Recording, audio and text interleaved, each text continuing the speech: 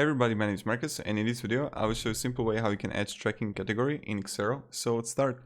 The first thing you want to do is when you're in Xero, you just want to go on Accounting and click Advanced. When you're gonna do it, you just want to click on Tracking Categories, and when you're gonna be here, you just want to simply click Add Tracking Category. Then you just add the name.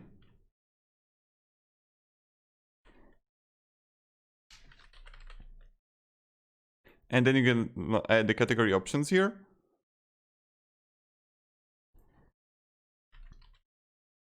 And click Save. And voila, this is how you do it. So thank you very much everybody for watching, and have a great day and goodbye.